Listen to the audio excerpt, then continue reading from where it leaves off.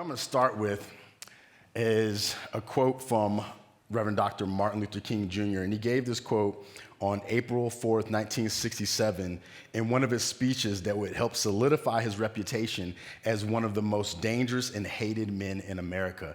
And I need to say that again, because as much as we revere Dr. King, he was hated. He was despised. And this speech came from his Beyond Vietnam speech. And he says this: "I'm convinced that if we are to get on the right side of the world revolution, we as a nation must undergo a radical revolution of values. We must rapidly begin the shift from a thing-oriented society to a person-oriented society."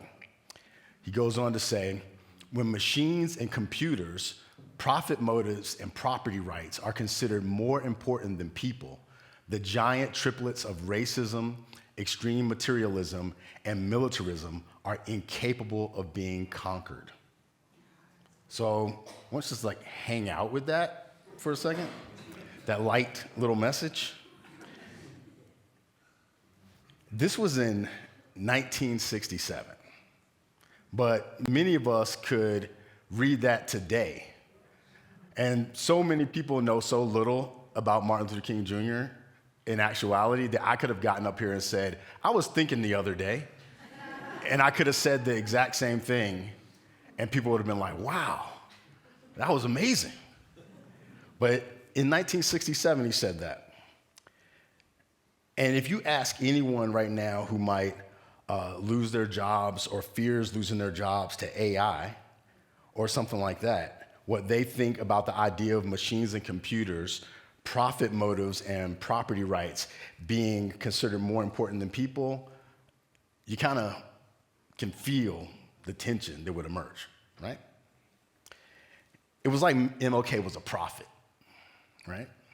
Except for a lot of times we think of prophets as people who tell us the future, but they're not. Prophets and prophetesses are people who tell us the truth, whether we want to hear it or whether we're ready to hear it or not. And the thing about truth is truth's nature is to be revealed. So it doesn't matter how much we resist it. If it's true, we're all going to realize it eventually, over time. So I said Dr. King was hated, but many of us don't know how hated he was. 75% of America hated or really disliked Dr. King when he died in a poll that was taken in 1968. And that included black people too. People hated him because he disrupted what some people call their way of life.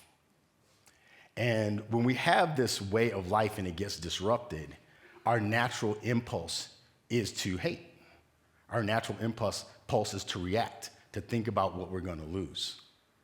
But in the course of our conversation this morning, I'm going to try to invite you into this awareness that ultimately we all have nothing to lose. But it's until we realize that, we think we have everything to lose. Like even now, with AI and robots and all these things that are coming out, there's people who have derogatory terms for robots and AI. I don't know, I know if young people in here, they know the word clankers. You ever heard it before, clankers? It's like, there's a TikTok, kind of reel thing. And if you know what a reel is, like a little short little film. I'm trying to educate people and bridge the chasm between generations.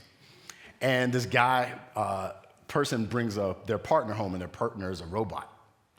And then the person says, "They're going to bring any clankers in my house," because they saw that person as a threat. Because we tend to see disruptions to the way of our life as threats.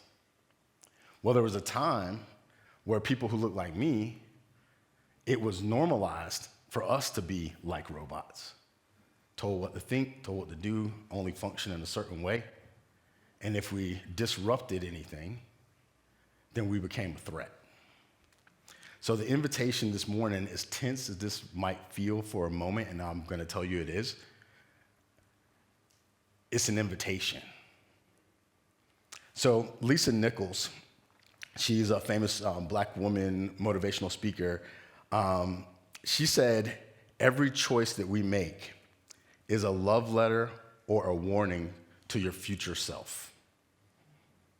So every choice you make is a love letter or a warning to your future self. And I say this to you right now because in the course of this conversation and the course of our time together, your mind's gonna go a bunch of different places. And you're gonna be making these little micro decisions. And when you make these little micro decisions, you're gonna feel tensions. And these tensions are gonna tell you whether you're experiencing a warning or whether you're experiencing a love letter. And if you're experiencing a love letter, you will feel this good kind of sensation. Like if you're going to work out and you're lifting weights and stuff like that, or running and you push yourself to that edge, you feel good because you're like, whoa, I'm doing it. I'm going beyond my edge. And you feel great, right? Still tension, pressure, that sort of thing. But then if something falls on your foot and you're trying to lift it up, you feel a whole different thing, different experience. But at the same time, it's that tension of growth. So this is going to be an invitation to be with that tension, but to see it as growth. And if you don't see it as growth, well, there's some work to do. So there's this common notion, we're in Black History Month, right? I know that some people experience the idea of Black history as automatically the opposite of white history. People think that. Y'all know they think that, right? But there's no such thing as opposites of people. There's just human history. And a part of the human history is the things that have happened that we are not so proud of, and the things that happened that we are proud of. And it's not just one group versus another group, it's all of the collective of human history, of which we are creating right now. In this moment, you're creating history. Everything that came before this moment is history. That song that we just heard is history. The service before was history. We're all a part of it. But when we create with intention, we determine whether the decisions we make are a love letter, not just for our future self, but for the future self of our community, the future selves of our country, the future selves of our children and their children's children, and on and on and on. And all it takes is being aware and paying attention to the moment you're in. Because every bit of awareness, every bit of consciousness that you bring to the moment you're in creates a more loving or a more dire future. We're on the same page? Okay. So I feel like I gotta do something like a backflip or something to kind of shake it up a little bit, but I'm not gonna. So you all notice here that there's this empty chair. This empty chair represents some of the people that I've lost over the past 6 months. In the past 6 months, I lost my former stepdad, who stayed in my life all the way till he died, even after my mom and he broke up. He told me, your mom and I broke up, but I didn't break up with you. And so he stayed in my life. That's Chico. As y'all know, my younger brother was murdered 2 days before Christmas. Many of you know that. Marcus. And this is holding space for Marcus. And then what some of you might not know is that my aunt died on Valentine's Day, my closest aunt, for whom I hold like the highest of regard, because I know that I wouldn't be able to be anything that I want to be without her. And that's my Aunt Rahima Shabazz, who I'm also holding space for right here. And I'm inviting you to use this same space to bring anybody to this moment that you wish were here. Any person that you're connected to that helped you become the person that you are, whether it's a person that loved you or a person that challenged you, bring them to this moment. Because when we heal this moment, we heal everything. That's the invitation. So with my aunt, when I went to get ordained, I had to write an ordination paper. And in it, I had to explain my theology. I had to explain why I wanted to be in ministry and all these things. And I put in my paper that I wanted to be the kind of Christian that my aunt was a Muslim. And my advisor had a problem with that. My advisor was formerly Catholic, new to the progressive denomination that I was in. I was his first advisee, and he was like, oh no, I got a heretic for my first advisee. And he told me, I read your paper, and it's full of heresies. I can't turn this in, you can't turn this in, you have to change it. And so he challenged me, and I would take out a word or two, and then I would come back again, and he would look at it again and go, what? He's like, you cannot say you want to be the kind of Christian that your aunt is a Muslim. Those things cancel each other out. And I was like, but they don't. What he didn't understand was my aunt showed me what it meant to live into what she believed in a way that I wanted to live into. Because when my aunt would come to memorial services for family and for friends in a strongly, very strict religious Christian background, they would tell her that she was on the wrong side in those services. They would tell her, this is where you're headed. And they would say all these negative things, but somehow she would sit there with amazing grace and stillness and silence, and she would love them through it all. And I would watch her and go, how is she doing that? How is she holding that space? How is she being the light when people are casting darkness towards her? How is she loving when people are sending hate her way? And I realized it was because my aunt was free. And when you're free, when you're liberated, that's what you see. And that's what you want for all other beings. And so if you see any place where people don't want liberation for all other beings, that means that person has already not accepted liberation for themselves. That they want the prisons of so many different things to stay in their place because that person's afraid to leave the place that they're in. So I'll tell you this dream I had before I got out the military. I dreamed that I was in prison. And I was out in the yard, and where I grew up, a lot of kids went to prison. It's just the situation, right? For a lot of different reasons that we can't unpack this morning. But there was this thought, and people used to say, you're either going to be dead or be in jail was the likelihood, or be a pastor. Look what happened. So in the dream, I was expected to be there, and I was with friends and people I knew all my life, and I was just hanging out in the yard, and I so happened to look out to the horizon, and I noticed that there was no fence. And I said, there's no fence. So then I looked up at the guard shack and I said, there's no guards. And I was like, hold on, what's keeping us here? And so I said to my friends, look, there's no fence, there's no guards. I think we can leave.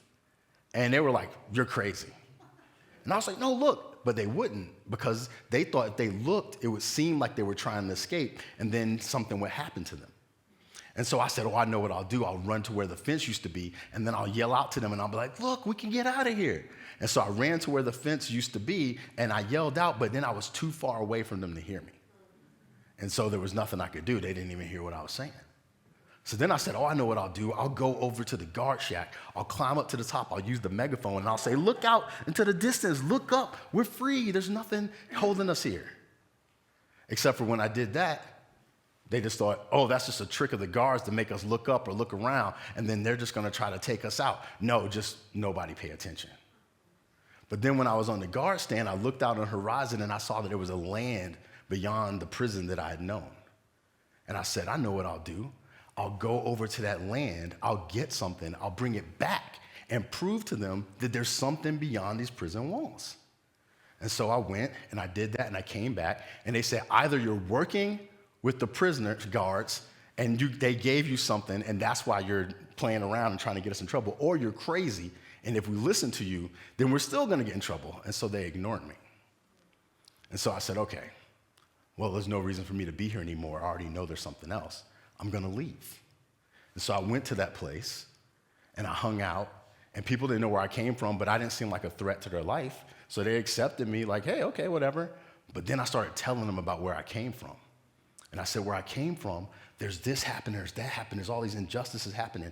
And they said, we don't want to hear that. Don't tell us that. And that's when I realized that that was just another prison, that I'd gone from one prison to another prison. And even though that prison now had mountains and landscapes and everything, it required that other prison, the denial of that other prison to maintain itself. Does that make sense? But when people truly experience liberation, when they truly experience their freedom, it's not enough to just say, hey, I'm free and I'm cool with it. You got to go back. And even if you have to get up 1,000 times again, like that song said, you'll do it, because that's what the spirit of liberation does. And if we don't do it, that means we have not accepted liberation for ourselves. And so I'm going to put a question out here to you all. How many of you would like to experience liberation? Yeah? And if you don't want to raise your hand, that's okay. Because the nature of truth is to be revealed, and the nature of truth is that we are free when we receive love, when we receive truth, when we experience this world from consciousness. And that is the invitation that we have time and time again. But if we can't look at the things that deny liberation to other people, we are missing out on part of the story of ourselves, right? So in the course of preparing for this, I started working on a presentation I may or may not share with y'all later. And it was about the ideas of unity and how they apply it to abolitionist thought, right? And I saw this pattern that I observed a long time ago, that when people in slavery, when they experienced true liberation, they always felt like they had to go back. How many of you know about Harriet Tubman? Yeah. She's like one of the few people that they say, like every Black History Month, they're like, Harriet Tubman, Martin Luther King Jr., Barack Obama, we're good. And, we find out we're not so good. So Harriet Tubman, actually I'm gonna ask somebody, just yell out, what do you know about Harriet Tubman? Underground Railroad, okay. What did she do on that? Say what? She went 13 times. She escaped, got free, went back. Got free, took people with her, went back. And she kept doing it over and over and over again because she experienced the spirit of liberation. She was free. Even if she went back and got caught, she was still free because she experienced true liberation. And that's what we're all invited into. Even if you know anything about Buddhism and you know about the Bodhisattva vows, they make this vow that they will not enter nirvana until they come and they free other beings. Because they know there's countless struggling beings, and they say, well, I'll save them. I won't receive nirvana until all beings are free, because once you truly taste it, you want everyone to taste it. We all have this capacity. We all have this invitation. But many of us miss out on it because we're afraid of what we might lose. We're afraid of death. One of the things that I've experienced in this past 6 months is I've been like reliving my life. It's like I'm in some kind of weird time loop, honestly, where I keep seeing things in my past through this different lens, and the lens is grief. When I was younger, I had this way of just pushing through any kind of thing that was hard. I just break through the wall, break through the wall, break through the wall, break through the wall. And that was my identity, for a lack of a better expression. I didn't think about I was like, I'm getting out of here. I'm not gonna be bound. When I spent time with my aunt, I had this tension because she was in a Nation of Islam. So I was around like super powerful Black people that were just like, we're free and this, and I was influenced by that. But I also went back to a Christian church that had a blonde-haired, blue-eyed Jesus. That's some tension. And I used to go to this bookstore right next to my aunt lived on this Muslim neighborhood in 35th Street in Norfolk. And I would go to this bookstore by this guy named Brother George owned. And I would just read all these books. And I read slave narratives and stories about Black inventors and all this stuff. And I would just take it in and take it in and take it in. Then I would go back to my community and I would tell people about it. And just like in the dream, they thought I was crazy. Like, what are you talking about? No one gets taught that. No one knows that. And some of the things that people didn't know about were white abolitionists, because when we tell stories of Black history, we don't talk about the white people that also worked on the Underground Railroad. We don't talk about Cassius Clay. How many people know about Cassius Clay? Not Muhammad Ali. Oh, look at all the hands drop. Yeah, some people know. Cassius Marcellus Clay, after whom Muhammad Ali was originally named, was an abolitionist and and the kids say gangster one. Because this guy, people, he got shot, he fought people, and he had this newspaper, and they would burn it down, and he would build it back up, because he knew freedom, and he wanted it from all people. He came from a wealthy slaveholding family, but he knew liberation, and so he wanted it for all people. Or John Brown, or other folks who were a part of this struggle for liberation for all people, because that's what happens when you experience liberation for yourself. And we miss out on all of that. And I learned all of that, but nobody wanted to hear it. Why? Because it breaks down the walls of the prison that keeps them supposedly safe. But as Martin Luther King said, injustice anywhere is a threat to justice everywhere.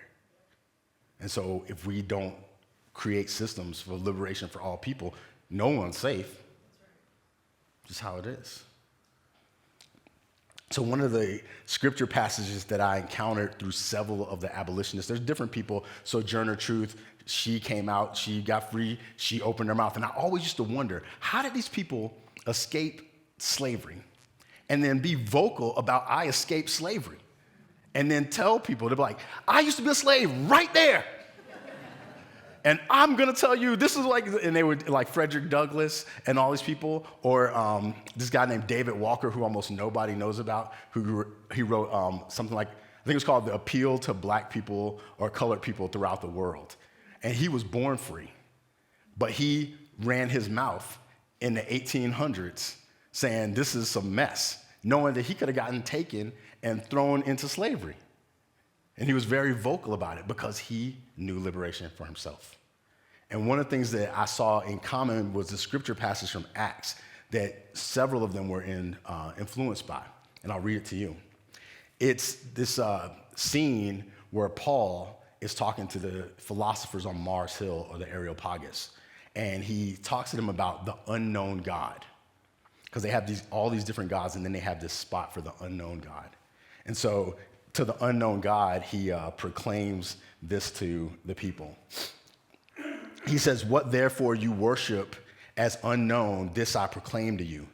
The God who made the world and everything in it, who is Lord of heaven and earth, does not live in shrines made by human hands, nor is God served by human hands as though God needed anything, since God's self gives to all mortals life and breath in all things. From one ancestor, God made all peoples to inhabit the whole earth and allotted the times of their existence and the boundaries of the places where they would live, so that they would search for God and perhaps fumble about for God and find God. Though indeed, God is not far from each one of us, for in God we live and move and have our being, as even some of your own poets have said, for we too are God's offspring. When they embodied that awareness that there was no separation, then they lived as if there was no separation, regardless of the world around them, regardless of the systems around them. They lived from that truth, and they proclaimed that truth in how they lived, how they showed up, and in the choices they made, because they too knew on some level that every choice you make is a love letter or a warning to our futures. And that is true for each and every one of us. And sometimes when we become aware of that, we'll feel tensions. We'll feel challenges. It always happens when things change, even when it's changed for the better. And yet we're all called to this moment. When Martin Luther King, not too long before he died, he said that if he was a very metaphysical thinker. A lot of people don't realize about him. He said if God were to say to him, Martin, these are all the places in history that you could live. And you can live in ancient Rome or ancient Egypt or all these places. And then they said to him, look, you can be this dude at this time with these tensions. Martin Luther King said he would still choose that, even knowing where it might lead him. He would choose that time. And on so many levels, you have chosen this time. Each and every one of you has chosen this time. And by showing up here in this moment, we've chosen each other. And by choosing each other, we also choose where each and every one of us has come from. We choose each and every one of our histories. And we don't separate them from one another, but we see them as the patchwork quilt of reality that we're all a part of. And then, like that grace you sang about, we cover each other with it. And we invite others, and we invite others, and we invite others until all of us feel warm, feel safe, feel loved, and are known. So I'll ask you again, who in here wants to live from liberation? Yeah. Well, the good news is when you accept it for yourself, you have it. And just like Jesus taught, being human is giving what you want, loving your neighbor as yourself, doing unto others as you would have them do unto you. If you receive liberation for yourself, then extend liberation to all beings. That's all of our calling. And you're more than equipped to do it. And so it is.